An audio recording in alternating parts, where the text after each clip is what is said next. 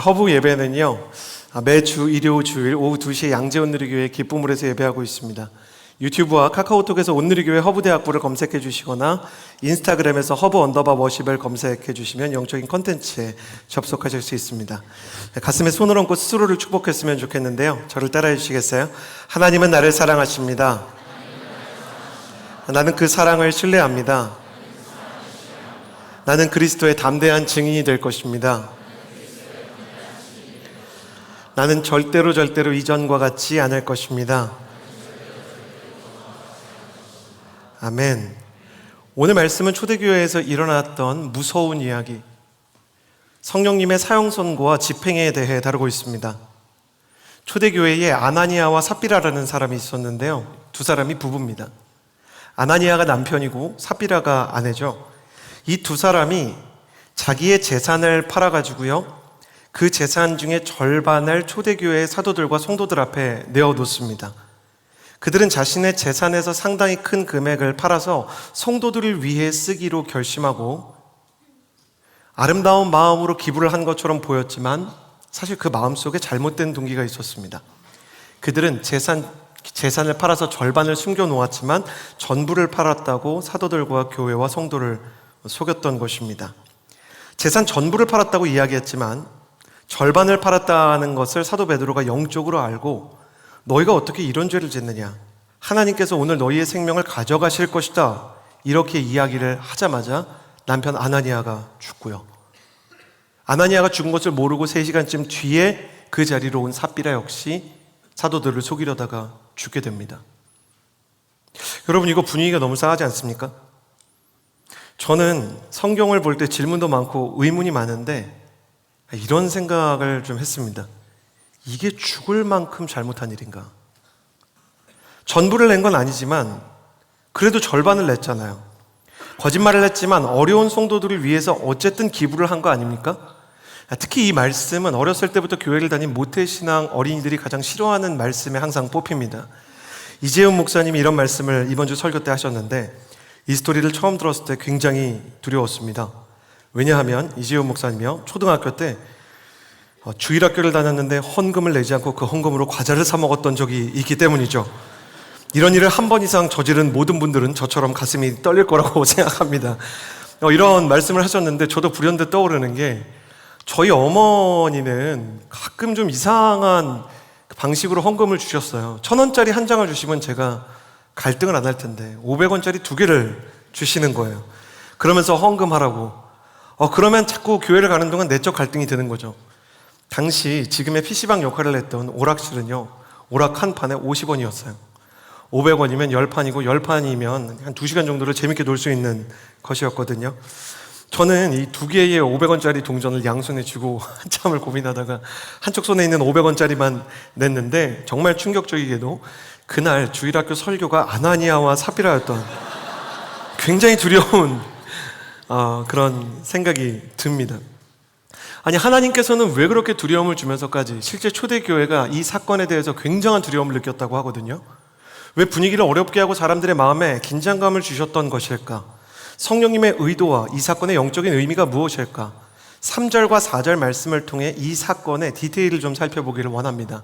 3절과 4절 말씀 같이 한번 읽어보도록 하겠습니다. 시작. 그러자 베드로가 말했습니다. 아나니아야, 어떻게 내가 사탄에게 마음을 빼앗겨 성령을 속이고 땅값으로 받은 돈의 일부를 내 것으로 몰래 숨겨 놓았느냐? 그 땅은 팔기 전에도 내 소유였고 또 팔고 난 뒤에도 내 마음대로 처분할 수 있지 않았느냐? 그런데 왜 이런 일을 마음에 품었느냐? 너는 사람을 속인 것이 아니라 하나님을 속인 것이다. 지난주 말씀과 연결해서 초대교회의 이 기부 문화에 대해서 좀 살펴봐야 합니다. 초대교회의 기부는요, 의무가 아니라 선택이고 자유였습니다.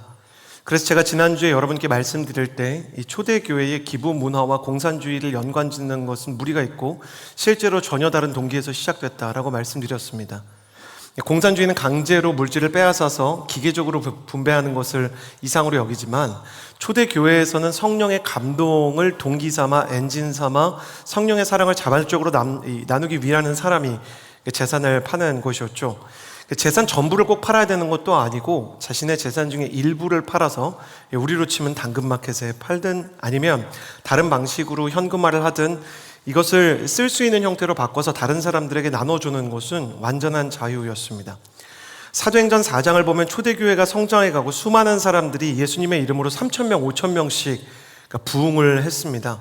앉을 자리도 없었고 식사를 하는 것도 고민이 되었고 사람들이 각자의 인생에 대해서 나누기 시작하는데 그 안에 각종 가난한 사람, 또 안진뱅이와 병자들도 있고 사회적 취약계층인 고아와 과부도 있어요.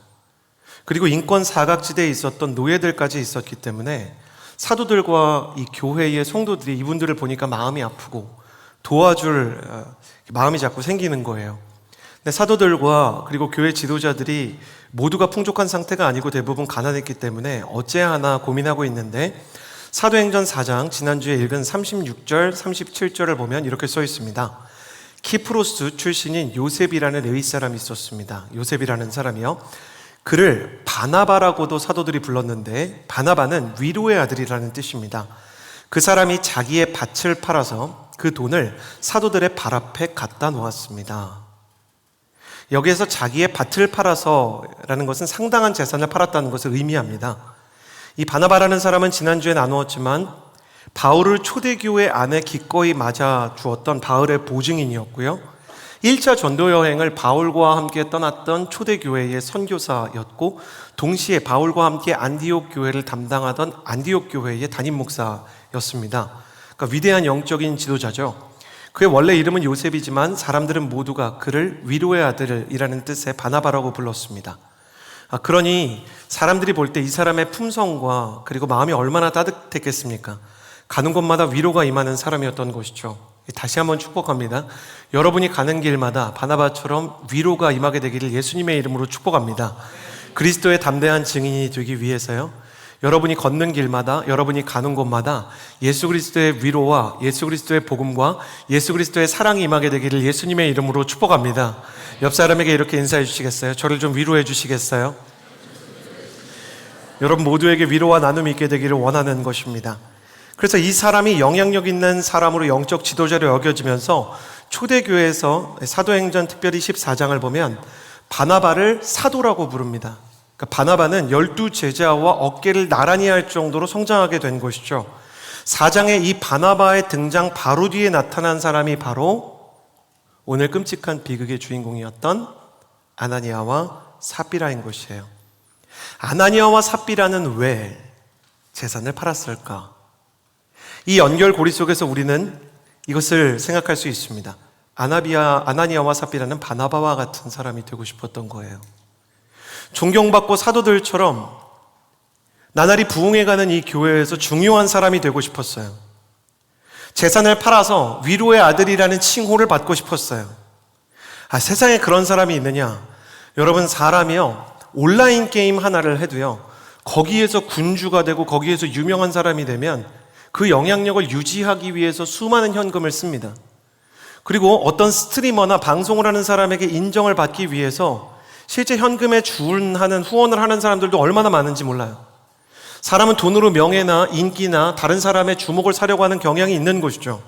아나니아와 삽비라가 그랬습니다. 영적인 영향력과 존경과 사랑을 받고 싶은 마음을 가지고 재산을 팔았던 거예요. 여러분 오해하지 마십시오. 영적인 영향력을 갖고 싶다는 것 자체가 나쁜 거 아닙니다. 선한 영향력을 꿈꾸고 다른 사람들에게 위로의 아들이 되고자 하는 마음을 가진 건 나쁜 게 아니에요. 근데 문제는 그들이 돈으로 심지어 거짓된 물질로 이 영적인 영향력을 살려고 하는 게 문제였어요. 비유를 좀 해볼게요. 돈으로 영적인 리더십을 사도 될까요? 심지어 부정한 돈으로? 교회들의 묘임인 교단이라는 기관이 있는데 가령 여러분이 아시는 장로교나 감리교 같은 교단이죠. 어떤 교단에서는 돈만 내면 목사 한 수를 준다고 생각해 보세요. 여러분 그러면 그런 교단을 여러분 신뢰할 수 있겠습니까? 가상의 교단이에요. 저희 교단이 그렇다는 거 아니니까 너무 심각하게 저를 보지 마시고요. 허브에서 만약에 1년에 50만 원 회비를 내면 누구나 순장이 될 수 있습니다. MC는 100만 원 이런다고 생각해 보세요. 그러면 여러분 이 공동체를 신뢰할 수 있겠습니까? 돈으로 영적 리더십을 사고 팔기 시작하면, 성직을 매매하기 시작하면 그 교회는 교회가 될 수 없고 성령님께서 바라시는 하나님의 공동체가 될 수 없는 것이죠. 그러니 성령께서는 초반부터 이 부정과 거짓과 위선과 그리고 잘못된 영적인 영향력에 대한 삐뚤어진 관심을 자르기로 결정하셨어요. 돈으로 영적 리더십을 살 수 있다고 생각했던 아나니아와 삽비라는 성령님을 흔들 수 있다는 착각까지 가지고 있다. 베드로가 이렇게 얘기했던 것이죠. 그래서 성령님은 간추리면 두 가지 이유 때문에 사형 선고를 내리셨어요. 돈으로 성령님을 움직일 수 없다는 원칙, 또한 위선으로 영적인 영향력을 사서는 안 된다는 원칙. 그래서 아나니아와 삽비라가 죽게 된 것입니다. 이 일을 본 초대교회 성도들은 엄청난 충격을 받았고 두려움을 겪게 되었습니다. 5절과 6절 같이 한번 읽어보도록 하겠습니다. 시작. 아나니아는 이 말을 듣자마자 쓰러져 죽었습니다. 그리고 이 일을 듣는 사람들은 모두 두려움에 사로잡혔습니다. 그때 청년들이 들어와 그 시체를 싸서 들고 나가 묻어 주었습니다. 6절 충격적이죠. 청년들이 들어와서, 초대교회 청년들이 하는 일 중에 하나가 성령님의 사형 선고를 받은 사람 시체를 싸서 들고 나가 묻어 주었다. 역시 초대교회 MC를 하지 않길 잘했다, 이런 생각이 듭니다. 정말 무서웠을 거예요. 묻으러 가는 청년들도 무섭고 그걸 보고 있는 초대교회 순장님들도 두렵고, 그리고 이제 막 새신자 등록한 새신자 1주차들도 잘못 왔나? 이런 생각이 들었을 것입니다. 어떤 사람들은 하나님이 너그럽게 모든 죄에 대해 넘어가 주시고 심판하지 않으면 안 되냐고 물어봅니다. 하나님은 사랑과 자비가 많으시니까 무한히 용서해 주시면 안 되냐라고 말합니다. 그러나 한번 여러분 이렇게 생각해 보세요. 어떤 나라가 모든 범죄자들의 폭력과 사기에 대해 너그럽게 눈 감아주면 어떨 것 같으십니까? 살인을 하든 강도짓을 하든 약탈을 하든 방화를 하든 너그럽게 눈 감아주는 거예요. 사기를 치든 독국물을 팔든 서로 자비로 넘어가야지 라고 한다면 그 나라의 안전과 정체성이 흔들릴 뿐만 아니라 다른 나라에 의해 나라가 완전히 풍비박산이 나고 침략을 당해서 이 국가가 사라지고 말 것입니다. 정치가들과 경제인의 부정부패에 대해서 판사들이 모른 척하면 따뜻한 사회가 아니라 시민들과 국민들이 불안하며 고통받는 사회가 될 것입니다.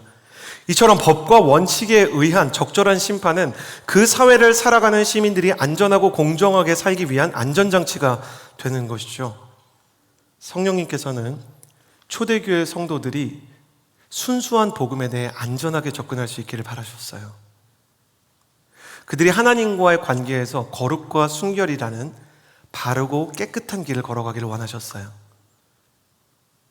초대교회라는 강이 흐르는데 거기에 위선과 돈으로 성직 매매를 하려는 이 독국물, 폐수와 같은 것들을 흘려보내지 못하도록 싹을 자르기로 하신 겁니다. 성령님은 초대교회와 성도들의 영혼과 순수성을 보호하기 위해서 일종의 거룩한 충격요법, 극약 처방을 하신 것입니다. 성령님이 심판을 하는 것을 좋아해서가 아니고요. 성령님께서 이러한 방식을 쓰는 것을 선호해서가 아니라 이 방식을 통해 모든 초대교회에게 하나님의 뜻과 마음을 알려주고 그 교회가 오염되지 않도록, 타락하지 않도록 고쳐주고 싶으셨어요. 실제로 성령님께서 주신 이 거룩한 충격 때문에 초대교회는 교회가 건강한 부흥을 할 수 있게 되었고, 사도들과 지도자들은 겸손함과 순수함을 가지고 하나님을 경외하며 섬겼으며, 그래서 시간이 흐를수록 성도들도 그렇고 사도들도 그렇고 교회가 교회답게, 성도는 성도답게 성장하며 성숙할 수 있었던 것입니다. 오늘 교회 전체의 설교의 제목처럼 거룩한 충격이 교회에 건강한 각성을 일으킨 것입니다. 이 두려운 사건과 충격을 통해서 초대교회는 각성을 하고 성장을 하고 경건하고 깨끗한 영성을 회복하게 되는데요. 이는 성령께서 우리 시대 크리스천들과 교회에도 원하시는 일이기 때문에 성령님의 마음과 우리가 쫓아야 하는 원리들을 배워야 할 것 같습니다. 그래서 이 거룩한 충격을 통해 배울 수 있는 영적인 세 가지 메시지를 좀 나눠보고자 합니다. 첫 번째 메시지입니다. 2절 말씀을 같이 한번 읽어보도록 하겠습니다. 2절 함께 읽겠습니다. 시작. 그는 그 돈의 일부를 떼어 자기 것으로 숨겨두고는 나머지를 사도들의 발 앞에 가져와 바쳤습니다. 죄송합니다. 그 안에도 이 사실을 다 알고 있었습니다. 제가 마음이 좀 성급했어요. 성령님께서 주시는 거룩한 충격의 첫 번째 메시지는요, 이것입니다. 저를 따라해 주시겠어요? 진실한 마음을 잃지 마십시오. 앞서 말씀드린 것처럼 아나니아와 삽비라는 바나바처럼 되고 싶었어요. 이거는 절대로 나쁜 마음이 아닙니다.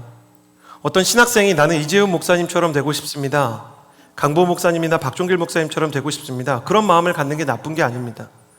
어떤 크리스천, 정치의 뜻을 가지고 있는 사람이 아브라함 링컨처럼 노예를 해방했던 그처럼 억울하고 억눌린 사람들의 자유와 그들의 천부 인권을 위해서 애쓰겠습니다 라고 생각하는 건 나쁜 게 아닙니다. 롤모델을 가진 모든 것이 잘못이겠습니까? 문제는 거짓을 통해서 이것을 얻으려고 한 게 문제인 거예요. 만약 아나니아와 삽비라가 차라리 저희도 바나바처럼 되고 싶습니다, 정직하게 고백하고 어떻게 하면 바나바처럼 따뜻한 마음과 위로의 아들로 살 수 있을까요? 라고 고백했다면 성령께서 그들의 연약함을 불쌍히 여겨주시고 초대교회에서 그들 역시 건강하게 성장할 수 있었을 것이에요. 그러나 아나니아와 삽비라는 정직한 연약함이 아닌 거짓된 완전함을 추구했습니다. 정직하게 나의 연약함을 고백하고 나의 소원을 이야기하는 대신 거짓으로라도 완전한 사람인 것처럼, 아무렇지 않은 것처럼 자기 자신을 속이려고 했어요. 저는 이 장면에서 성경에 비극이 하나 더 떠오릅니다. 왜 요셉의 형들은 요셉을 팔았나요? 아버지가 요셉을 편애했기 때문입니다. 근데 형제들 중에 그 누구도 아버지, 저는 아버지의 사랑이 필요해요, 왜 요셉만 사랑하시나요? 라고 말하지 않았어요. 아버지, 정말로 저는 아버지가 요셉만 사랑하기 때문에 마음이 아파요. 그들이 정직한 고백을 하지 않고 멀쩡한 척, 쿨한 척 자기들끼리 어울리다가 끝내 그 상처가 악화되고 방치되어서 자기 형제를 노예로 팔아버리는 끔찍한 일이 일어나게 되었던 것입니다. 심리학의 거장이자 크리스천 박사인 스카펙이라는 박사가 계세요. 이분은 심리학의 거장일 뿐만 아니라 유명 작가로도 유명한데 가령 아직도 가야 할 길과 같은 명저를 쓰신 분입니다. 그분의 명저 중에 거짓의 사람들이라는 스카펙 박사의 책이 있어요. 사람의 악과 죄, 그리고 귀신 들림에 대해서도 정신분석이로서 대화를 나누고 그들이 어떻게 그렇게 되었는지를 추적하는 책입니다. 그가 악에 대해서 이러한 결론을 냈는데요, 악과 관련된 인간의 심리적 문제의 본질은 나르시시즘이라는 것을 깨달았대요. 자기 자신을 지키려고 하고 자기의 에고를 굉장히 극대화하려고 하고 보호하려고 하는 마음이 사람을 거짓과 악을 향해서 인도하더라. 자기 자신을 너무 소중히 여기기 때문에 거짓으로 완전한 것처럼, 쿨한 것처럼, 타격이 없는 것처럼, 강한 것처럼 자아를 꾸미고 이 자아를 보호하기 위해 불완전한 모습이 드러나면 거짓말을 하고, 연약한 모습이 드러나면 내 연약한 모습을 발견한 사람을 공격해서라도 이 싹을 자르려고 한다는 거예요. 심지어 이런 사람들은 자기를 보호하기 위해서 스스로가 실패하고서도 타인에게 책임을 전가하고 거짓으로 자기를 무장하다가 악인이 되고 심지어는 귀신이 들리기도 하더라. 그는 자기를 소중히 여기는 크리스천으로서 이야기하면 자아에 대한 포기하지 않는 마음이 악의 뿌리가 된다는 것을 책으로 기록해 두었습니다. 그러므로 우리 자신의 마음과 우리의 영혼을 지키기 위해서 꼭 필요한 것은 이것이에요. 사랑하는 여러분, 진실한 마음을 잃지 않게 되기를 예수님의 이름으로 축복합니다. 주님 앞에서 정직한 마음으로 고백하고 원하는 것을 똑바로 이야기하셔야 합니다. 정직한 사람은 용서와 구원을 받았어요.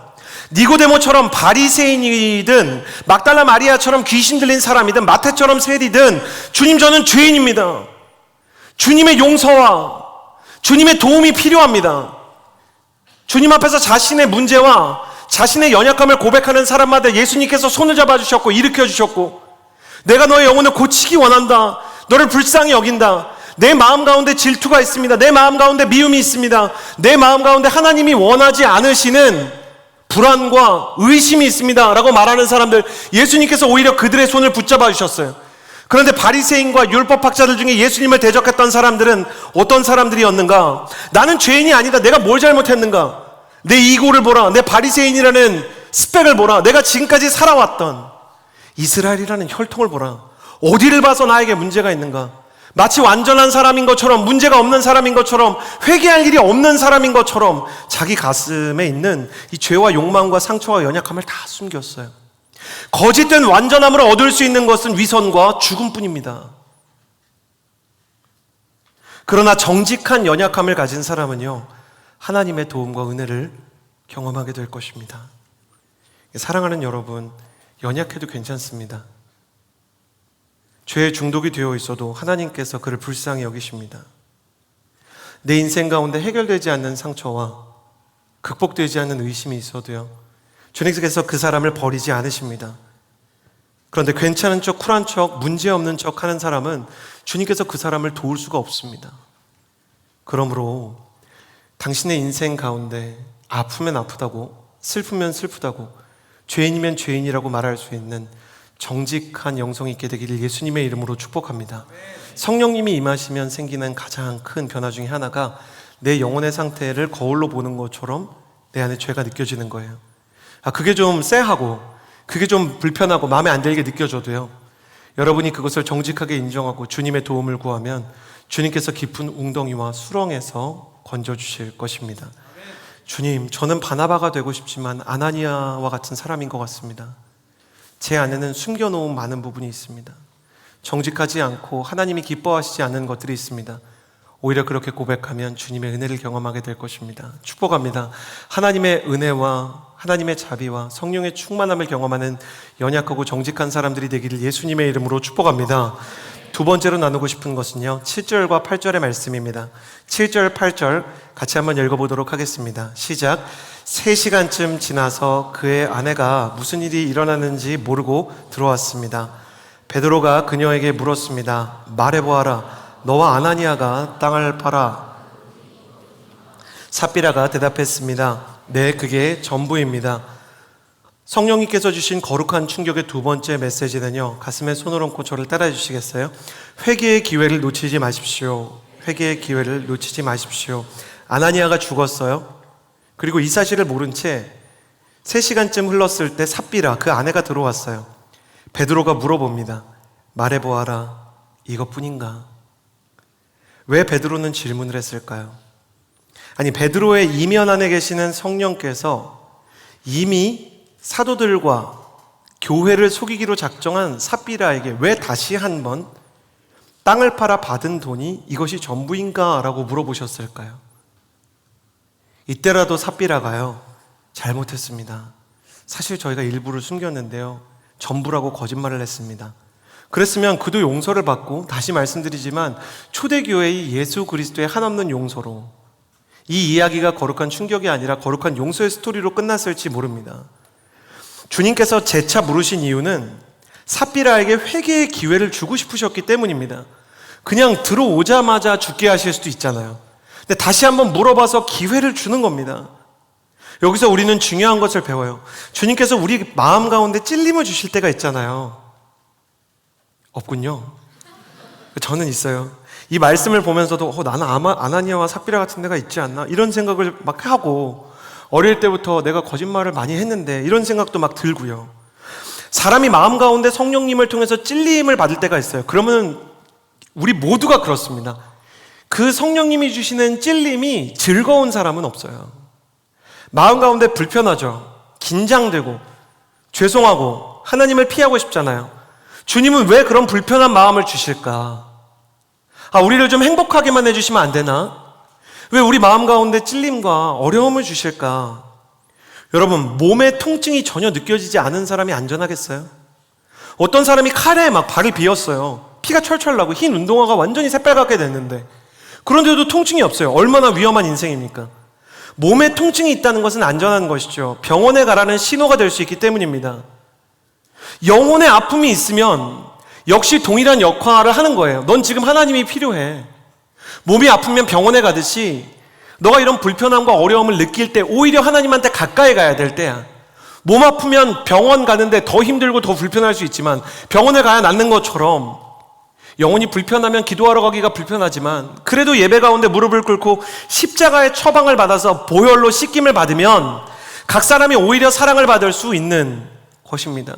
영적인 불편함 때문에 회개를 하는 사람들이 있고, 영적인 걸림 때문에 성령의 충만을 구하는 사람들이 있습니다. 영적인 통증에 속아서요, 사단이 주는 이 정죄감 쪽으로 속아서 너는 하나님이 미워하는 사람이야. 사단이 계속 거짓말할 거예요. 너 도망쳐야 돼. 교회에서 떠나. 하나님도 너를 포기했어. 하나님만 잊으면 너 괴롭지 않아도 되잖아. 사단은 우리한테 끊임없이 마약성 진통제를 줘서 통증만 없애라고 얘기합니다. 근데 하나님이 고치고 싶은 건 통증이 아니라 그 통증을 유발하는 죄라는 병인 거예요. 사랑하는 여러분, 여러분이 영적인 불편함과 통증이 있을 때 하나님께로 달려가 오히려 역전과 충만과 회복을 다시 한번 경험하는 하나님의 사람이 되기를 예수님의 이름으로 축복합니다. 옆 사람에게 이렇게 인사해 주시겠어요? 하나님이 당신을 사랑하셔서 그렇게 하시는 겁니다. 여러분, 두려워하지 마십시오. 사람이 거짓말하거나 위선을 가졌다고 하나님이 다 죽이는 게 아닙니다. 그런데 하나님 앞에서 위선과 거짓이 습관이 되고 다른 사람들을 기만하고 성직을 매매하려고 하는 과감한 데까지 점점 죄가 자라서 바늘도둑이 소도둑 되는 것처럼 이 죄가 자라고 하나님을 외면한 시간이 길어지면 길어질수록 용서받을 확률이 현저히 떨어지게 되어 있어요. 회개라는 건 일종의 영적인 동의입니다. 동의합니다. 아무리 암세포를 완벽하게 치료할 수 있는 의사가 있더라도 환자가 수술에 동의를 해 주어야 수술을 할 수 있는 것처럼 하나님께서 우리 인생 가운데 임하셔서 성령께서 운행하시기 위해서도요, 회개라는 이름의 동의서에 사인이 필요해요. 어떤 사람들은 회개하지 않아도 기도하지 않아도 하나님이 다 해주시면 안 되는가? 그거는 비인격적인 거예요. 하나님도 우리를 비인격적으로 대하는 거고 나도 하나님을 비인격적으로 대하는 겁니다. 어떤 자녀가 부모한테 돈만 주면 되지 우리 사이에 무슨 대화가 필요합니까? 이렇게 얘기하면 너무 패역한 일인 것처럼 하나님께서 우리에게 원하시는 것은 인격적인 동의와 인격적인 관계예요. 하나님께서 온 우주 가운데 필요한 것이 하나도 없습니다.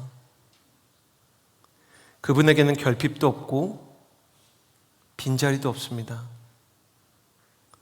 그런데 하나님께서 스스로 필요로 하시는 게 단 하나 있어요. 그게 바로 저와 여러분, 하나님의 잃어버린 자녀들입니다. 당신은 하나님의 필요이고 하나님의 자녀이며 하나님의 사랑이에요. 그 사랑을 위해, 건강한 필요의 상호 충족을 위해 주님께서 들어가실 동의가 필요한 거예요. 주님, 제 영혼을 고치시고 제 인생에 개입해 주옵소서. 회개라는 동의의 사인을 하는 것으로 우리가 주님께 가까이 갈 수 있는 것입니다. 그럼에도 불구하고 회개의 기회 앞에서 우리가 망설이는 마음을 가만히 살펴보면 왜 이런 마음이 들까? 사실 예수님을 믿는 사람도 아니고 기독교에 대해 호의적인 작가도 아닌데 알랭드 보통이라는 작가의 불안이라는 책에서 세상 사람들이 어떻게 생각하는가 글을 읽다가 이거 한 문장은 참 맞는 말이다. 책 전체에 동의하는 건 아니에요. 오해하지 마십시오. 그런데 확실히 명 작가가 무언가 진리의 파편을 발견하는구나라는 생각이 들었어요. 알랭드 보통은 인간의 모든 불안은 사랑받을 확신이 없는 데서 온다. 그러니까 사랑받을 확신이 없으면 연애를 하면서도 불안한 거예요. 성공을 했는데 더 많은 성공을 해야 된다는 거예요. 제가 이 글을 읽는데 신학교 시절에 존경하는 여성 교수님이 비슷한 이야기를 한 게 기억이 났어요. 제가 이게 나온 학교에는 훌륭한 여성 신학 교수님이 계셨거든요. 신옥수 교수님이라는 분이신데 영성과 어떤 감수성이 참 조화가 잘 된 분이세요. 여성 신학자들이 마음이 굉장히 따뜻하고 이 성품과 관계에 대한 이 분석과 그리고 가르침이 탁월하세요. 그래서 그런지 이분이 신학 수업을 하는데 사람들이 질문을 많이 하는 거예요. 교수님이 막 워낙 관계적으로 그리고 와닿게 대답을 잘해 주시니까. 근데 어떤 여학생이 손을 들고 물어보는 거예요. 교수님이 생각하실 때 신학적으로 죄의 본질은 뭔가요?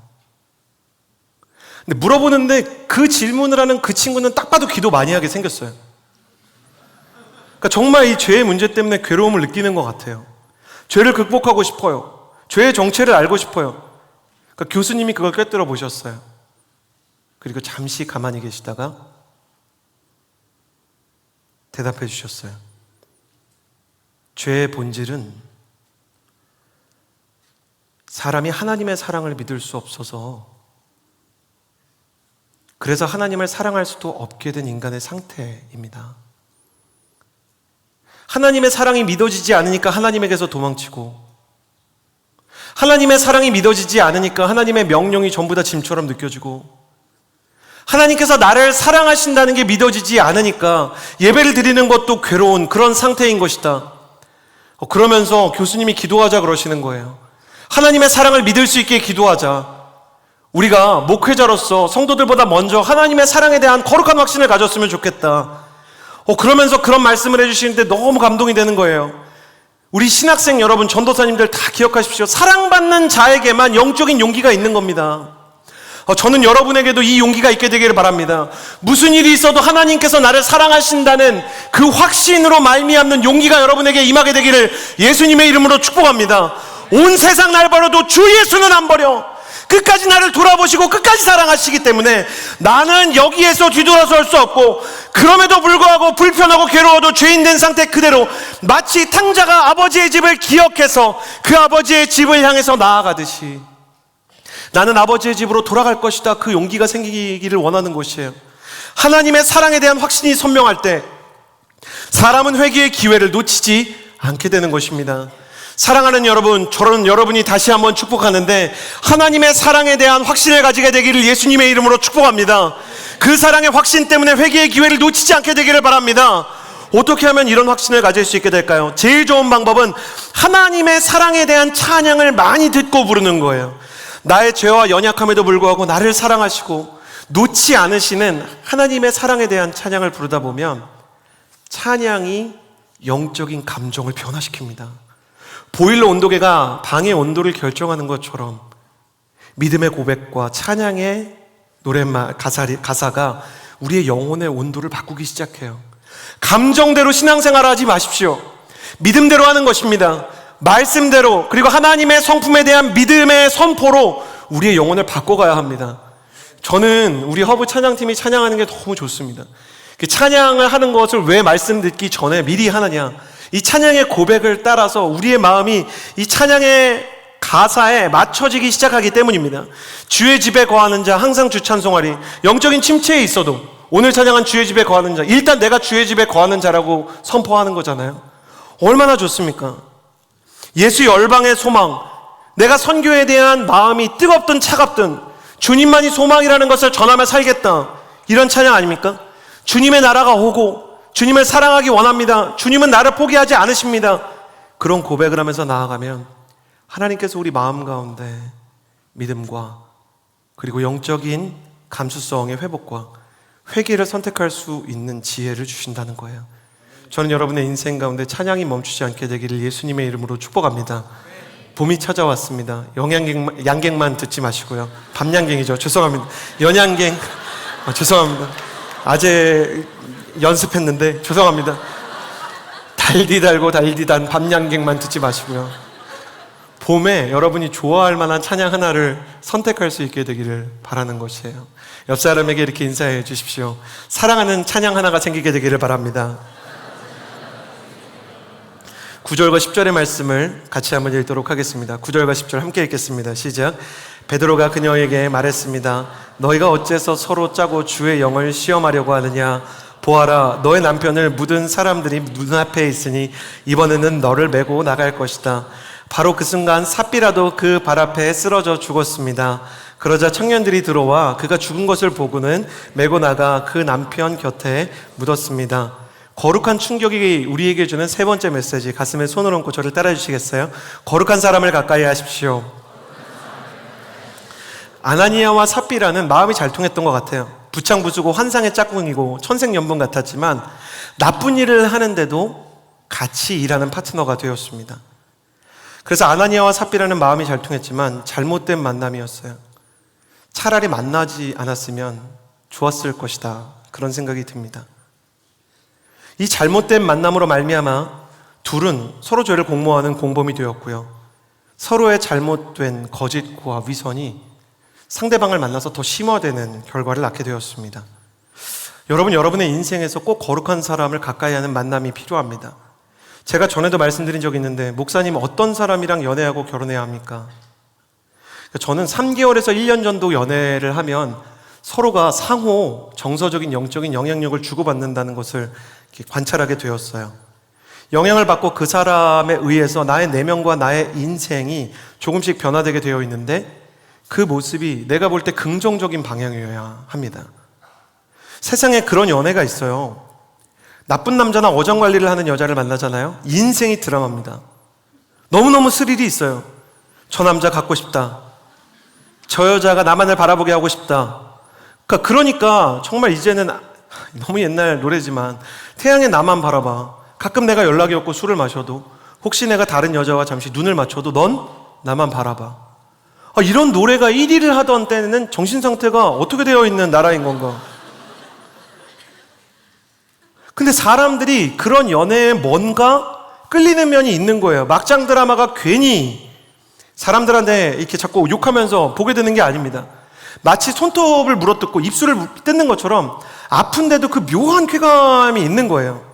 목사님, 마음 착한 분들이요, 착한 아이 컴플렉스 있고 메시아 컴플렉스 있는 분들이 그래도 그 나쁜 사람, 그 나쁜 남자지만 제가 치유하고 케어해야 되는 거 아닐까요? 그러면 순장을 하시라고요. 그러면 그 어장관리하는 여자 버릇을 고칠 수 있도록 정말 옆에서 좀 보필해줘야 되는 거 아닐까요? 좋은 권사님을 소개시켜서 1대1을 좀 시켜야 됩니다. 그 사람을 위해서는 하나님의 치유가 필요하지 연애가 필요한 게 아니라는 거예요. 여러분, 스스로를 과대평가하지 마세요. 우리 모두는 인풋을 통해서 아웃풋을 만드는 존재입니다. 마치 아기가 부모의 말을 듣고 듣다가 아기의 말을 따라 한국말이나 영어를 하게 되듯이 사람은 사랑의 언어를 듣고 사랑의 언어를 말하고 은혜를 받아야 은혜를 끼치게 되어 있는 것이에요. 통장에 돈이 들어와야 NGO를 후원할 수 있는 것처럼 내 영혼을 위해서 영적으로 나를 채워주는 사람, 또 잠든 내 영혼을 깨우는 공동체가 꼭 필요합니다. 오해하지 마십시오. 무조건 좋은 사람만 만나라는 게 아닙니다. 일부는 부족한 사람일 수도 있어요. 그러나 서로 부족한 사람이더라도 하나님을 사랑하는 마음으로 함께 성장해가는 동역자가 필요하고, 연약하고 부족한 사람은 버리라는 말이 아니라 그 사람은 100% 케어의 대상으로 보는 거예요. 그러니까 내가 사역을 하고 내가 섬겨주는 사람이지 나의 동역자라고 섣불리 결론을 내거나 내가 결혼해야 될 사람이라고 생각하지 않는 것입니다. 내 인생에서 동반자라고 얘기할 수 있는, 동역자라고 얘기할 수 있는 사람들은 내 영혼 가운데 영적으로 좋은 영향을 끼치는 사람들이어야 하는 거예요.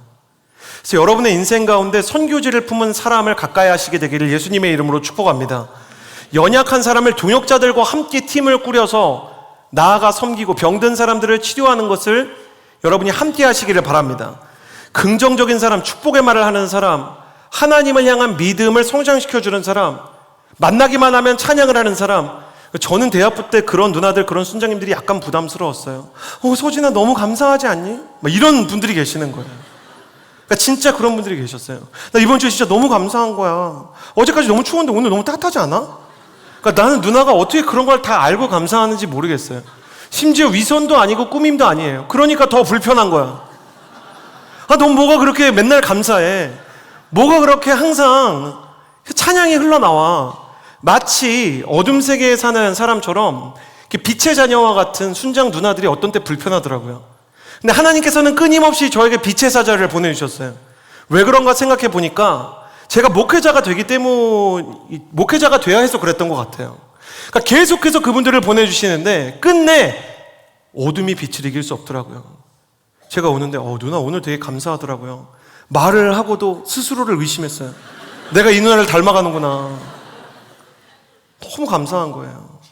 먹고 싶은 라면이 딱 하나만 남아있는 것도 감사하고, 버스 정류장에 도착했는데 버스가 제 시간에 도착하는 것도 너무 감사하고, 허브 공동체가 있는 것도 감사하고, 모든 것이 은혜고 감사를 향해 나아가다가 끝내 내 마음이 따뜻해지고 감사를 배우게 됐다는 것에 정말 큰 눈물을 흘렸습니다. 저는 그때 그 영적으로 충만한 사람들에게 어쩌면 사역의 대상이었을지 몰라요. 근데 제가 가만히 보니까 그 충만한 사람들끼리 나누고 서로 격려하는 모임들이 있었더라고요. 저는 그런 모임이 여러분의 인생에 꼭 있게 되기를 바라요. 특히 청년의 시기에 여러분에게 기도의 동역자가 생기게 되기를 예수님의 이름으로 축복합니다. 가족들 가운데 만남이 가정예배를 세우는 좋은 만남으로 변화되기를 예수님의 이름으로 축복합니다. 자매 여러분만 아멘하세요. 좋은 남자 만나게 되기를 축복합니다.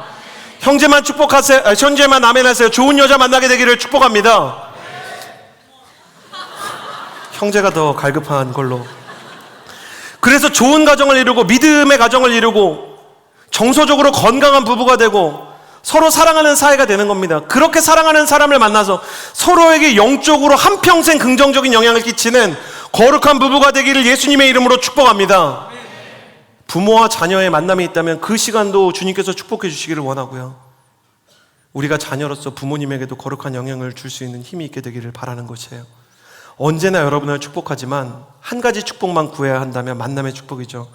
성령 하나님, 만남의 축복을 이 시대의 모든 크리스천 청년들에게 허락하여 주옵소서 기도하게 되는 것이에요. 여러분, 이렇게 주님 앞에서 내 인생을 주께 드리며 하나님 정말 베드로에게 요한이 있었듯 바울에게 신라가 있었듯 정직한 사람을 가까이 하고 거룩한 사람을 가까이 할 수 있는 힘과 능력을 주십시오. 그렇게 살아간다면 성령님의 사형 선고로부터 나 자신을 지킬 뿐만 아니라 다른 사람들을 회복하고 치유하는 데 쓰임받게 될 것입니다.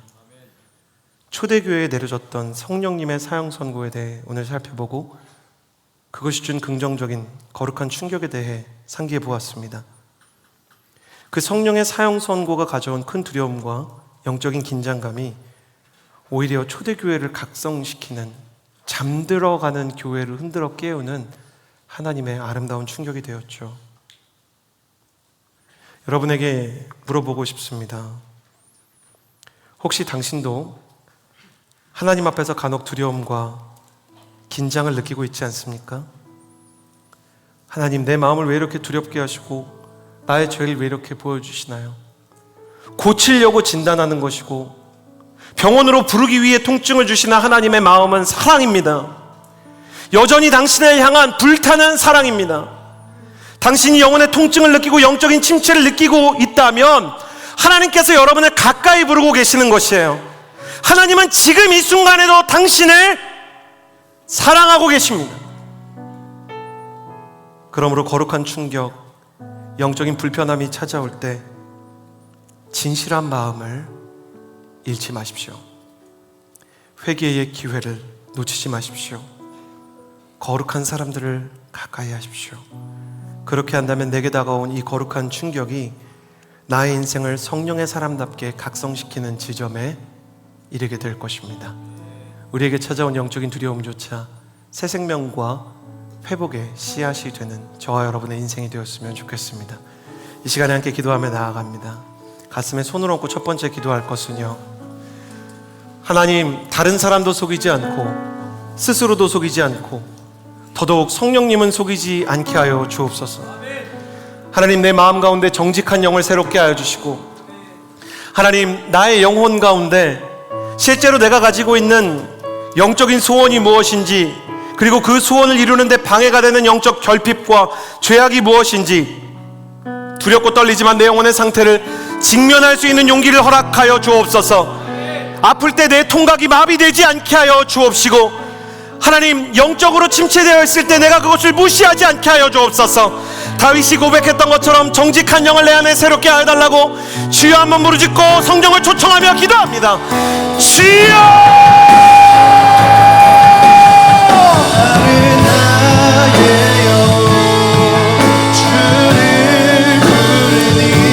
살아계신 하나님 아버지, 내 영혼의 죄악에 대해, 위선에 대해, 혹은 소원에 대해, 모든 부분에 대해 정직하게 하여 주옵소서. 정직하게 하여 주옵소서. 내 마음과 내 영혼이 주님 앞에서 거짓을 가지거나 위선을 가지지 않도록 하나님, 내 마음이 순결하고 깨끗하게 하여 주옵소서. 하나님, 내가 아플 때 아프다고 말할 수 있게 되기를 원합니다. 하나님, 내가 주님이 필요하다고 말할 수 있게 되기를 원합니다. 하나님, 도와주옵소서. 만져주옵소서. 고쳐주옵소서.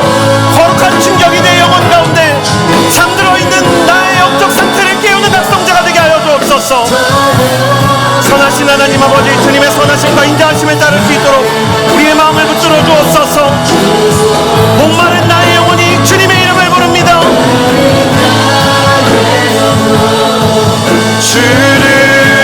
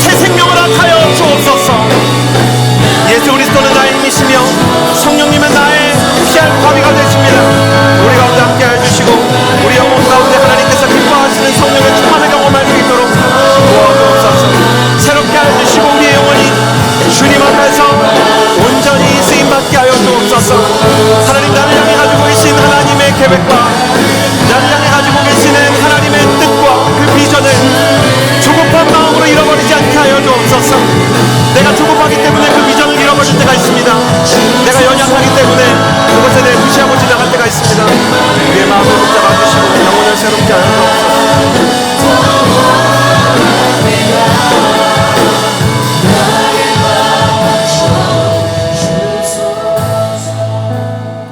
이 시간에 기도하며 나아갈 때 하나님께서 최근 나에게 회개하라는 마음을 주신 일이 있었습니다. 나는 회개하기 원합니다. 그런 마음이 있는 분들 자리에서 일어나 주시겠어요? 저는 여러분의 감정을 위해서 일어나라고 하는 것이 아닙니다. 여러분이 그 기도가 되지 않아도 일어나는 것으로 믿음을 표현하게 하기 위해서 자리에서 일어나라고 하는 것이죠. 내 영혼 가운데 하나님께서 이미 사인을 주셨고 통증을 주셔서 나는 회개할 것이 있습니다. 이 시간에 기도하며 나아갈 때 하나님 정확한 통증을 주셔서 내가 무엇을 회개해야 될지 알게 하여 주시고, 하나님께서 이 사인을 주시는 것이 나를 미워하셔서가 아니라 사랑하셔서 주는 사인이라는 것을 알고 성령님 앞에 그 문제를 회개하게 하여 주옵소서. 회개의 영을 부어주시고 정직한 마음을 회복케 하여 주시고 영적인 감각이 예민해지게 하여 주옵소서. 주여 한번 부르짖고 기도합니다. 주여, 신실하신 하나님 아버지, 하나님 내 마음 가운데 정직하지 않은 마음들이 있었습니다. 하나님이 기뻐하시지 않는 교만한 마음들이 있었습니다. 미움의 중독이 되어 있었고 질투의 중독이 되어 있었습니다. 다른 사람들에 대해서 사실이 확인되지 않은 말을 하거나 혹은 듣고 그것을 믿었습니다. 하나님, 내가 직접 겪은 일이 아닌데도 다른 사람들에 대해서 쉽게 판결하고 영적으로 쉽게 단정짓고 다른 사람들에 대해 쉽게 비난하며 평가했습니다. 또한 내 안에 음란함이 있었습니다. 내 안에 하나님께서 기뻐하시지 않는 것들을 섭취하며 그것을 소비하는 일들이 있었습니다. 내 행동이, 내가 섭취하는 미디어가, 내가 선택하는 말들이, 내가 선택하는 사이트들이 하나님이 기뻐하시지 않는 사이트, 하나님이 기뻐하시지 않는 일들이었습니다. 하나님, 하나님을 두려워하게 하여 주시고 하나님 앞에 회개하게 하여 주옵소서. 하나님 아버지, 목회자이기 이전에 한 사람의 크리스천으로 하나님 내 안에 있는 죄들을 주님께서 용서해 주시기를 간절히 간구합니다. 하나님 아버지, 우리 모든 사람 한 사람이 마음 가운데 죄가 있습니다. 음란이 있고 낙심이 있고 교만이 있습니다. 이 문제에서 우리를 도와주시고 우리를 깨끗게 하실 분은 오직 하나님의 아들 예수 그리스도밖에 없는 줄 아오니 주님, 우리를 불쌍히 여겨주시고 우리의 영혼 가운데 하나님께서 기뻐하실 만한 성령의 충만을 경험하게 하여 주옵소서. 내 마음 가운데, 내 영혼 가운데 하나님 자꾸만 찾아오는 죄의 욕구와 중독들, 그것을 내 힘으로 이겨낼 수 없사오니 예수 그리스도의 피 묻은 복음과 성령의 거룩한 기름 부음으로 말미암아 그 보혈과 기름 부음으로 승리하게 하여 주옵소서. 성령이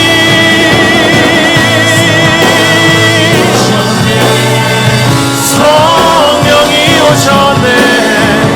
내 주에 보내신 성령이 오셨네. 우리 인생 가운데 신이 찾아오셔서 그 나라 함께 하시네. 이 시간에 영적인 동역관계를 위해서 기도합니다. 아나니아와 삽비라처럼 잘못된 만남을 만들어가는 인생이 아니라 바울과 실라처럼, 베드로와 요한처럼 영적으로 서로를 상승시키는 거룩한 동역관계를 맺게 하여 주옵소서. 기도하며 나아갈 때 내가 먼저 거룩한 동역자가 되게 하여 주옵소서. 또한 내게 예비하신 거룩한 동역자들을 보내주옵소서. 하나님께서 내게 예비하시고 보내주실 동역자들을 구하며 두 손을 하늘로 향하여 들고 주여 세 번 부르짖고 기도합니다. 주여, 주여, 주여. 혼자서는 승리할 수 없고 혼자서는 이겨낼 수 없는 인생의 모든 도전들을 위해서 주님께서는 연약할 때 나를 붙잡아주는 영적 동역자를 허락하여 주셨습니다.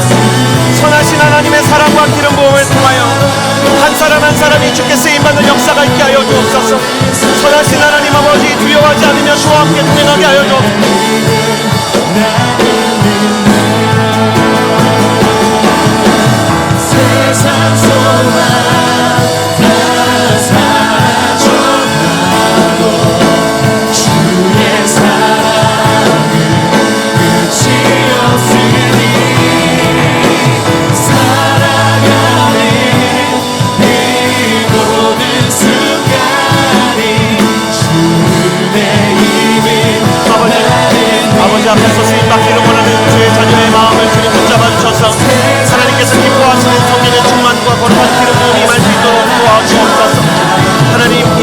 쓰임받으며 부전의 사람이 될 수 있도록 주님 그 마음 가운데 영적인 동역자를 허락하여 주기를 소원합니다.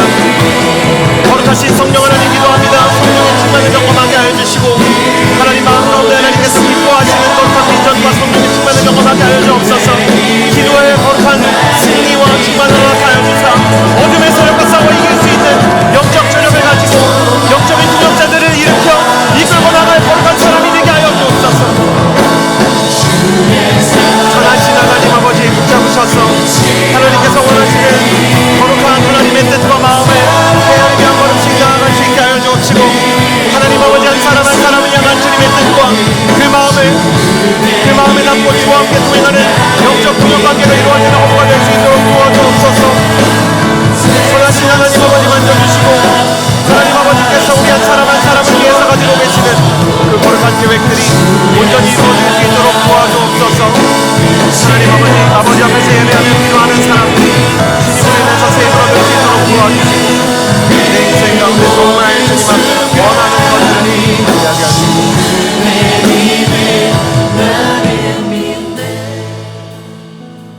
초대교회가 바나바를 보고 도전을 받은 것 자체에는 긍정적이고 굉장히 좋은 것이었습니다. 바나바의 영향력에 대해 성경은 긍정적으로 평가합니다. 다만 그 영적 열망을 위선으로 바꾸었기 때문에 아나니아와 삽비라가 그 목숨을 잃게 된 것이죠. 그래서 역으로 여러분을 초청합니다. 여러분이 어떤 사람으로 하나님 앞에서 살기 원하는지 주님께 고백하십시오. 하나님, 나는 바나바처럼 위로의 사람이 되기를 원합니다. 바울처럼 복음을 전하는 사람이 되기를 원합니다. 주님, 내 인생의 오리지널 디자인을 회복시켜 주옵소서. 하나님의 거룩한 설계도 안에 있는 아름다운 나의 모습을 회복하게 하여 주옵소서. 두 손을 가슴에 얹고 오리지널 디자인을 구하며 마지막으로 주여 한번 무릎짓고 기도하겠습니다. 주여! 선하신 하나님 아버지, 붙들어 주옵소서. 복음의 사람으로 살게 하여 주옵소서. 하나님, 복음을 전하는 사람이 되게 하여 주옵소서. 예수 그리스도의 사람으로 하나님 주님께서 쓰시기에 편한 복음의 통로가 되게 하여 주옵소서. 말씀의 사람, 기도의 사람으로 믿지 않는 자들과 쓰러져가는 사람들을 주께를 되돌리는 영적인 통로요 이정표가 될 수 있도록 주의 아들에게 성령의 기름을 허락하여 주옵소서. 거룩하신 하나님 아버지, 기도의 능력을 더하주셔서 내가 누구인지를 알게 하여 주시고 주님께서 나를 만드실 때 가지고 계셨던 생각과 그 거룩한 계획들이 온전히 이루어지는 역사를 경험하게 하여 주옵소서. 주의 아들에게 성령의 충만함을 내려주시고 하나님 아버지, 말씀을 들을 때 기록된 말씀에서 살아계신 성령의 음성을 듣게 하여 주옵소서. 하나님 아버지께서 이 딸을 지으실 때 하나님의 기쁨과 영광을 위하여 만드셨는데 내 인생 가운데 원하는 것이 있으나 이루지 못하여서 참아하지 말하지 못했던 소원들을 말하기를 원합니다. 하나님의 아름다움과 천국의 소망을 사람들에게 전할 수 있는 사람이 되게 하여 주시고 하늘의 영광을 보며 하나님의 사랑을 눈으로 보게 하여 주옵소서. 표현하게 하시고 죽어가는 영혼들의 통로가 되게 하시며 하나님 사람들을 위하여 기도할 수 있는 중보 기도자로 하나님의 거룩하신 사명에 따라 하늘과 땅을 연결하는 다리가 되게 하여 주옵소서. 하나님의 사람을 붙잡아 주시고 오리지널 디자인으로 붙잡아 주셔서 하나님의 쓰임받으며 자기 자신이 누구인지를 깨닫는 성령의 충만을 경험하게 하여 주옵소서. 거룩하신 하나님 아버지, 오리지널 디자인을 회복하여 주시고 성령의 충만을 회복하여 주셔서 한 사람 한 사람이 주께 쓰임받으며 예수 그리스도 안에 있는 나의 모습을 찾아가는 거룩한 사람이 되게 해주시도록. 좋으신 하나님 감사합니다. 하나님의 계획과 뜻에 따라 아름답게 창조된 나 자신의 오리지널 디자인을 찾고 다른 사람이 되려고 하지 않고 주께서 내게 원하시는 모습을 온전히 완성해 나가는 부르심의 사람들이 되게 하여 주옵소서. 정직한 마음을 포기하지 않고 또한 내 영혼 가운데 찾아오는 회개의 기회 역시 놓치지 않게 하여 주옵소서. 거룩한 동역자들과 하나님께서 주시는 충격을 영적인 성장의 계기로 만들어가는 그런 청년이 되기를 원합니다. 예수님의 이름으로 기도드렸습니다. 아멘. 매월 둘째 주에는 비전 헌금이 있습니다. 이번 비전 헌금은요, 옥스퍼드 선교대학원 OCMS를 위해 사용됩니다. 함께 준비된 영상을 보시고요, 자유롭게 비전 헌금에 동참해 주시면 좋겠습니다.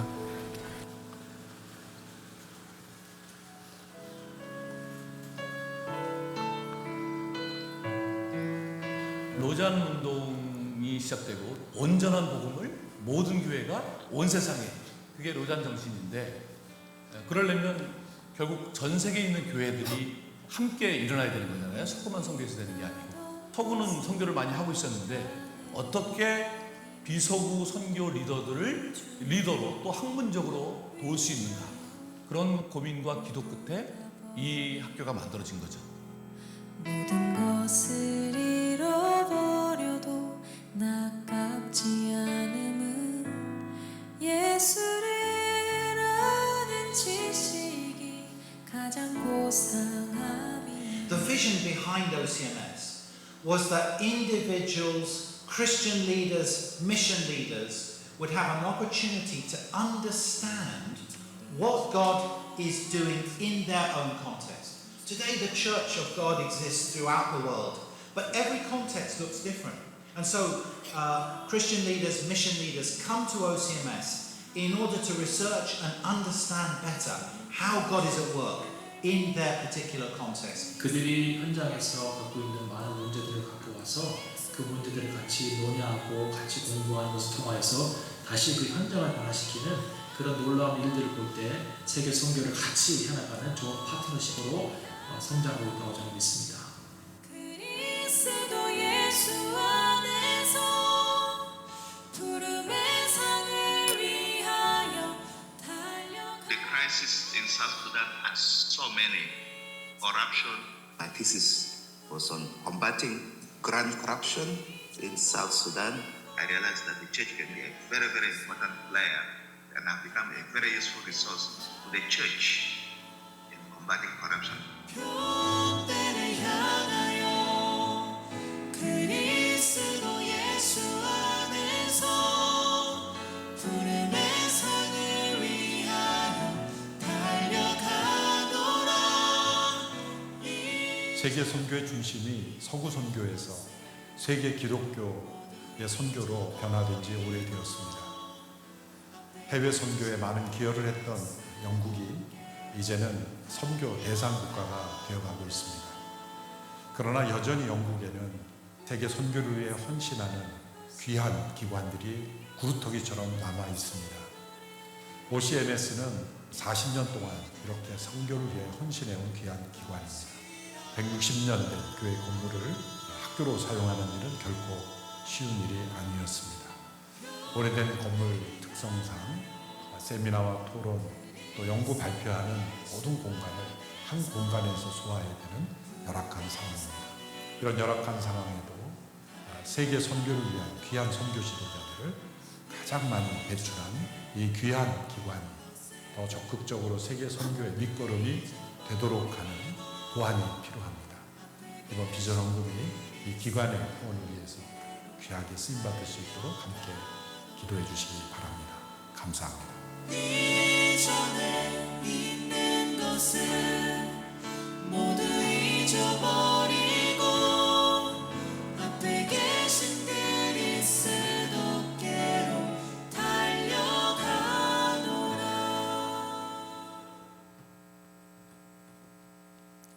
다 함께 일어나서 봉헌 찬양 드림으로 주님께 영광 올려드리겠습니다.